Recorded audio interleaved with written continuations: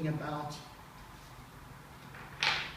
triangulations, drama triangles, all that stuff in between. And I'd like to share a story with you. It's about a philosopher. And how it went was, there were a few prisoners in a cave.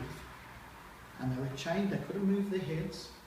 They were looking at a wall, and they had a fire behind them. And this fire shone onto the wall. But every now and then, people would walk past the cave. And in that stage, when they were walking past that cave in life, it would project images onto the wall where the prisoners thought, oh, it's a dragon, oh, it's a this, oh, it's a that.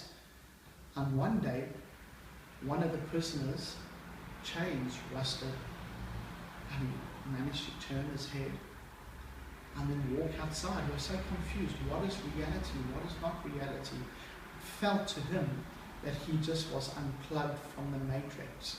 Remember that movie? Which pill do you take? The red one, the blue one, the green one, the orange one? And reality just became, wow. After a while, his eyes started to not hurt anymore. He was able to see physical trees. But in his mind, he was still thinking, no, the shadow is the real way. The shadow is this is what reality is. And after some time, he realized, hold on one second, the sun shone onto an object and had an illusion on the wall. So he went back to his cave and he said, come on, other prisoners, listen to me. There is a whole world out there to live. There's a whole world to live and see and experience. And all of them were like, this person's gone absolutely crazy. They're mad.